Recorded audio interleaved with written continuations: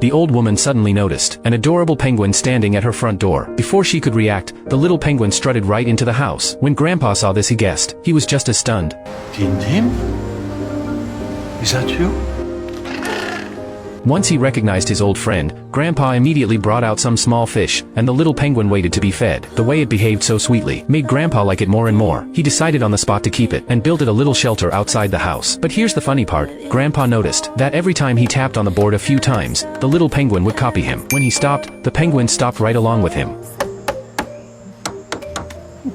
Before long, the penguin's shelter was finished, and the wheels of fate began to turn. In the years that followed, this little penguin, for 8 straight years, traveled more than 5,000 miles from the coast of Argentina, just to come back to Grandpa, staying in that little shelter for 5 months at a time. Then it would head all the way south again, to fulfill its duty to breed. This true story took place on the coast of Ilha Grande, Brazil. In this fishing village, a fisherman named João often gazed out at the water, because the sea had taken his son's life. He had been standing right there and couldn't do a thing. 30 years had gone by, and he still hadn't made peace with it. Then one day, he suddenly spotted something floating on the calm water. He got closer and saw that it was a penguin, completely covered in oil, barely clinging to life. João carried it home. As if guided by something greater, he was determined to save this penguin no matter what. He set it out in the sunlight, brought over a basin of live fish, and fed them to it one by one. Then he filled a basin with water, and washed the oil off the penguin's body. The little penguin seemed to understand João's kindness, and cooperated the whole time. Looking at this penguin, João's eyes went distant. For a moment, it felt like his son had come back. His wife came home from the market, and found oil smeared on the refrigerator. Then, a strange squawking came from the bathroom.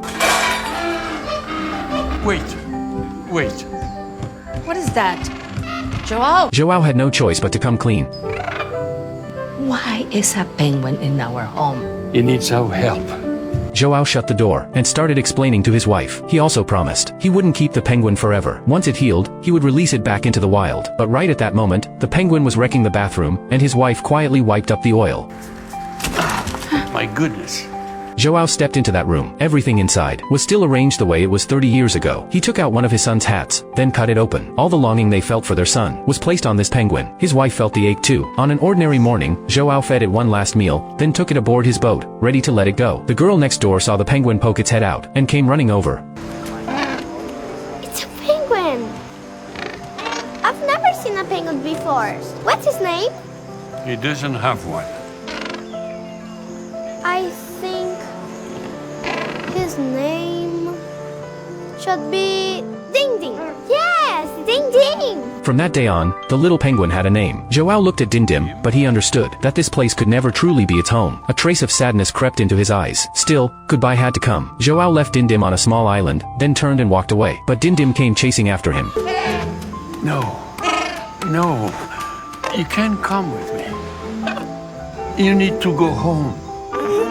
Dindim ran after Grandpa's retreating figure. It was a refusal to let go, and a plea for him to stay. But their story wasn't over yet. The next day, João's wife came home from the market, and found the little guy there again. Dindim had found its way back to its rescuer. Using nothing but memory, João was overjoyed, and fed it the small fish it loved most. His wife watched from the window, and realized that this might be a gift from above. This time, João made up his mind to take it in for good, and he built Dindim a little shelter. In the past, João had always worked alone, but now he started bringing Dindim along, asking his old buddies for fish, and introducing them to his new friend.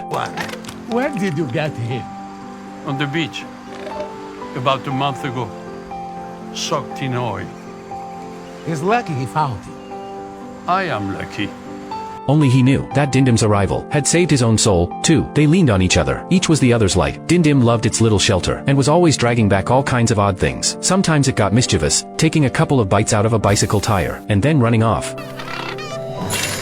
But one day, João brought Dindim its breakfast, and found the shelter empty. This was the real goodbye. There were no parting words, only a trail of footprints in the sand. But Dindim didn't mean to leave. It couldn't fight its instinct to breed. As a Magellanic penguin, it had to return to South America to raise the next generation. This time, though, 3 researchers had their eye on it, because it was the last one to come back. They weighed Dindim, measured its height, and noticed how unusually calm it was, showing no fear of human contact. The team leader tagged it, wanting to keep a close watch. From October to March each year is the breeding season for Magellanic penguins. They pair off and court here, then hatch the next generation, staying until the chicks can survive on their own. Unlike the others, Dindim kept going down to the shore, staring off to the north, as if missing someone dear. Meanwhile, João hadn't seen Dindim in months. He picked up a shovel to level the little shelter, but he couldn't bring himself to do it. His wife understood what he was feeling. She brought over over a piece of coarse cloth, and together they covered Dindim's shelter to keep it safe. Migration season came around again. To escape the winter, the penguins headed north, in search of warmer waters. Joao had just finished gutting a fish, when he turned around and heard a familiar sound.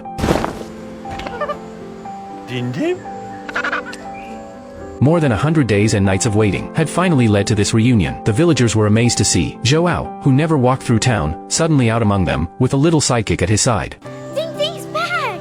The man and his penguin became the talk of the village. People pulled out their phones to take pictures, and gushed over how cute Dindim was. He's so cute. Is he your pet? Not my pet. He's my friend. Someone filmed the scene, and posted it online, where it quickly went viral. Even the researchers back in Argentina saw the video. The team leader zoomed in, and spotted the tag on the penguin's right flipper. He asked a friend to pay a visit in person, and check the tag number. Hi. Sorry to bother you. I'm Paulo, and I would like to talk to you about the penguin. What about him? Paulo explained why he had come, but Joao was a little wary. Are you going to take him? No. Not here to cause any trouble, I promise. Once he had the man's word, Joao gave him the tag number, and right then, Dindim mischievously made off with Paulo's shoelace. It's the one. The abnormal one.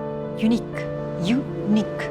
Not long after, Paulo came back with a crew to interview him, and Dindim appeared on camera alongside Joao. Tell us about Ding Ding. Yes. The last couple of years, he showed up in June, and he went away in December. He comes and goes as he pleases. Do you think he'll keep coming back?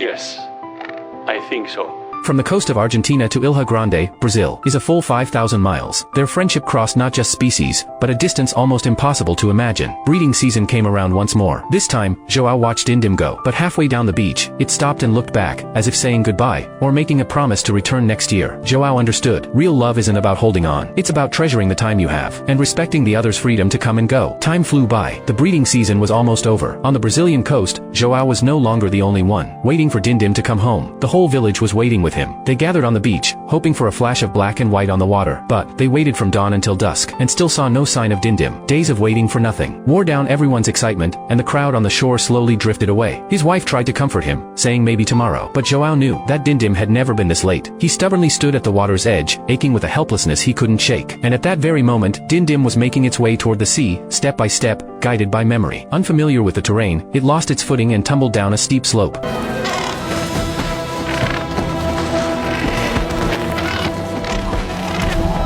It blacked out, then came to, pushing through the pain to keep going. It struggled all the way to the shore, then dove headfirst into the water. Over the 5,000 miles ahead, Dindim would have to overcome one obstacle after another, and evade predators along the way. By now, Dindim was 2 weeks overdue. People were losing hope, and they went to church to pray for it. Another morning came. Joao sat by the sea, then turned to his wife and said, I have to find him.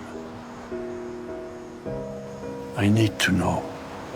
I tried everything. Everything. She understood. Joao was still living with the guilt of losing his son. I never thought it was your fault. Maria told Joao that he didn't have to atone for it alone, and that in that accident, he had already done everything he could. In that moment, he finally let go of the weight he'd carried. 30 years ago, he couldn't save his son's life. This time, he was going to find Dindim no matter what. Joao turned to his fellow fishermen for help. I need your help. Dindim. Joe needs our help. Let's get the boats ready. Okay then, let's go. They hung lanterns on the bows of their boats, and set out to search together. Out on the open water, they called out Dindim's name, hoping for even the faintest answer. The search went on all night long. The next morning, as the sun came up, the dark water turned a burning red, and with it came a glimmer of hope. There! Over there! Look! Do you see him? There! Desperate, Joao dove straight into the water, and swam toward his friend. Perhaps sensing that Grandpa was near, Dindim opened its eyes. Here, try some fish. Give him some more. It's moving. Watching Dindim slowly come back to life, this strong man broke down in tears. Everyone threw a party at Joao's house to celebrate Dindim's homecoming. Then came another parting. Joao respected Dindim's freedom. Facing this goodbye, all he said was, See you next time, my friend. This is a true story. Starting in 2011, Dindim traveled between Argentina and Brazil for 8 straight years, just to be with the man who saved its life. But later on, it never showed up again. No one knows why. Still, people would rather believe that Dindim found a mate for life, or that it had a more important calling to answer.